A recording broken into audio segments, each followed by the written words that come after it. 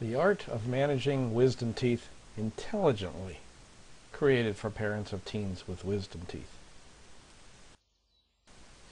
Disclaimer. The information in this presentation is intended to be for educational purposes only and is not considered as dispensing specific medical or dental advice to you. Since no one case is exactly like another, the information provided is developed from what works successfully for many but cannot be assumed to be meant for all. There is no implied responsibility nor guarantee that any suggestion made in this video will be successful in your case. What is best for you or your child can only be determined after an evaluation by a qualified dental provider who has experience dealing with wisdom teeth and their complications.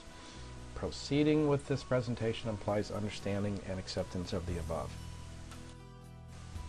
Why should you care about your teen's wisdom teeth now if he or she is not having any problems with them?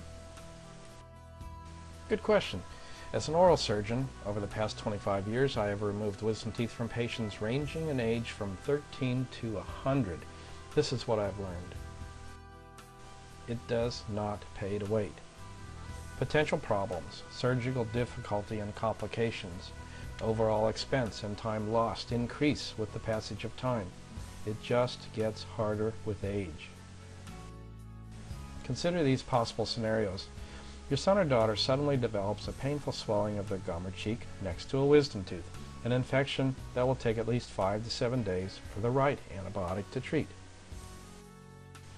And once the infection is under control, he or she must have that wisdom tooth, and hopefully the others, removed promptly to prevent the return of the infection, regardless of whether this comes at a good time for either of you. Consider the extra time you lose with the emergency visits to their dentist and then an oral surgeon, the time the kids lose for these visits and the downtime from their infection, the cost of medications, the antibiotics and pain meds, not to mention the suffering they have to endure, all this before the wisdom teeth are even removed. But not everyone gets infections from their wisdom teeth, so consider this. Over time, their dentist finds a cavity on the root of the second molar, 12-year molar, where the wisdom tooth is pushed up against it. Unfortunately, the cavity can't be fixed until after the wisdom tooth is removed, and fixing it may be difficult because of where it's located. Or this. Later in their adult years, their dentist finds periodontal disease between the wisdom teeth and the 12 years, or the second molars, due to failure to keep these areas clean. Now, the wisdom teeth have to be removed to save the 12-year molars, but at a stage in life when your grown child can less afford the time to do so. And unfortunately, the bone lost to the gum disease won't grow back after the wisdom teeth have been removed. This represents permanent damage to their jawbone. And finally, consider this. When your child is forced to have their wisdom teeth removed later in life due to problems, there may be a greater risk of surgical complications because the roots of the wisdom teeth have finished growing. Why? Let's say that in your son or daughter's case, the roots of the lower wisdom tooth had grown very close to the nerve that gives feeling to half of their lower jaw, and it was injured by the tooth during removal. The result may be months of Novocaine-like numbness. Rarely, it could be permanent. And guess what? There are 6 more problems associated with wisdom teeth that your son or daughter could be at risk for by waiting. Did you know that any of these things could happen?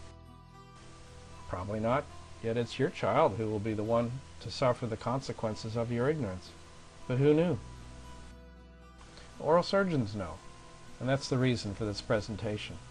I'm going to teach you about problems you never knew could happen, and show you how you can avoid them with proper timing. And fortunately, there is a way to avoid almost every one of these problems permanently, more easily, and possibly cheaper than if you wait until after a problem arises later. Who am I? I'm Dr. Theodore J. Grellner, DDS, a board-certified oral and maxillofacial surgeon with over 25 years of surgical experience. My office is located in the community of Tampa Palms in Tampa, Florida.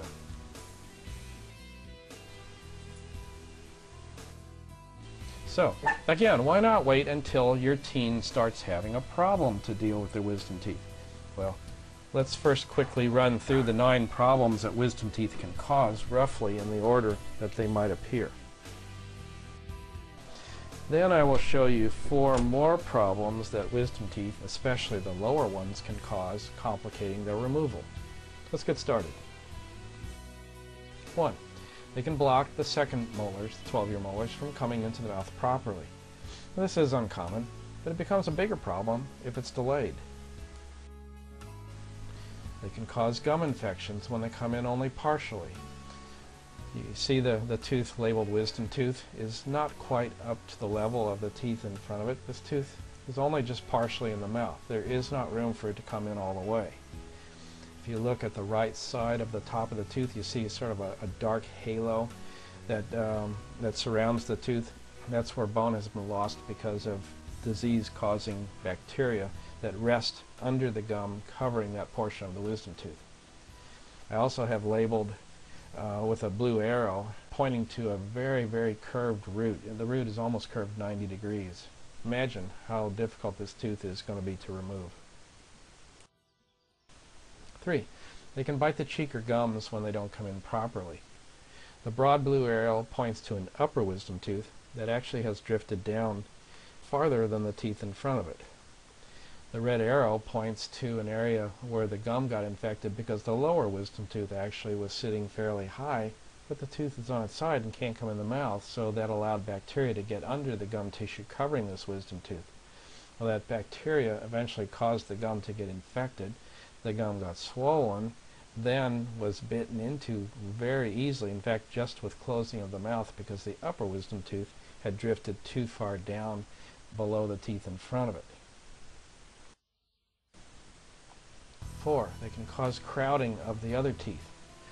The wisdom tooth shown here has almost come completely into the mouth, but not quite. It is angled backwards toward where the jaw is starting to rise up, where you see the blue arrow. So only part of the tooth is completely in. The back part of the tooth is actually covered by gum tissue. Wisdom teeth will come in as best as they can and put pressure against the teeth in front of them, so orthodontists do consider them as one factor that can cause crowding of the teeth in front of the wisdom teeth as they try to force their way in. Again, the downward tilting of the wisdom tooth will cause a gum pocket to form in which you find infection-causing bacteria trapped. 5. They can cause damage to the teeth next to them. This damage is actually indirect because it comes in the form of cavities because of the bacteria that just can't be cleaned off the surfaces of these teeth. A cavity that the other arrow points to can't be cleaned, again, because you can't get floss between those teeth. It's a totally uncleansable situation. 6. Damage to the bone between the wisdom tooth and the second molar teeth. If you look at the blue arrows, they point to the different heights of bone on these teeth. Notice how the bone between the third molar and second molar is so much lower than it is the bone between the second molar and first, where it should be. The red arrow also points to a cavity on the back side of the second molar. The damage to the bone that was shown on the previous slide was primarily due to the angled position of the wisdom tooth. The problem, though, is that the periodontal disease-causing bacteria that are trapped in the deep gum pockets between these teeth are what are going to cause a lot of that bone loss. Research is beginning to show that chronic bacterial infections such as periodontal disease may be associated with heart attacks. So leaving an area for bacteria to collect, as we saw here, has long-term consequences in terms of more bone loss from the continued periodontal disease, as well as a possible detrimental effect on the heart. Another example of bone loss caused by a wisdom tooth that's flipped on its side, as the root grew, it forced the crown or the top of the tooth forward up against the root of the second molar, and that pressure from the growing wisdom tooth generally causes the bone between those teeth to melt away. So in this case, there's a pretty good likelihood that there might not be very much bone, if at all, covering the root of that second molar. That bone level may actually be as low as that white arrow. Once that wisdom tooth is finally removed, there's much less chance of new bone forming to cover that root, especially if there's been the presence of infection between those teeth. 7. Formation of a growth, such as a tumor or cyst. The large dark area outlined by the red arrows represents either a fluid-filled cyst or a solid tumor that has grown from the follicle, the soft tissue cap that covered the wisdom tooth. This wisdom tooth actually has been forced down into the jaw somewhat by the pressure of this tumor or cyst, putting it that much closer to the jaw nerve that seems to pass through the bottom of the tumor as well as possibly between the roots of the wisdom tooth. 8. A wisdom tooth can prevent the dentist from being able to fix the tooth next to it. Look at the large filling on the second molar tooth with the wisdom tooth butted right up underneath it.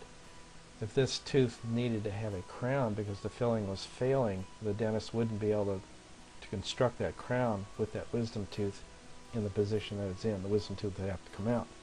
Unfortunately, angled as that wisdom tooth is, even in dividing the tooth into several pieces, there's a chance that the filling would be broken out of the second molar in the process of getting the wisdom tooth out. It's another example of a large cavity pointed out by the blue arrow on a second molar tooth that would never be possible to fix with the wisdom tooth still in place. 9, and probably the one thing that's probably the most interesting to you, is that wisdom teeth, if they're deeply impacted, especially in a small jaw, will take up the room of normal bone, weakening that jaw so that if the jaw were ever stressed by an accident, say a blow to the chin, the jaw would fracture right where the blue arrow is pointing. Teeth do not strengthen the jaw, in fact they weaken it. Then, when you're forced to remove a wisdom tooth later in life because you waited until problems have appeared, these are additional problems you may face when the wisdom tooth has finished growing. 1. There may be rapidly forming cavities that have weakened the tooth enough to make removal more difficult now without it breaking. In this case, the blue arrow is pointing to a large cavity in an upper wisdom tooth.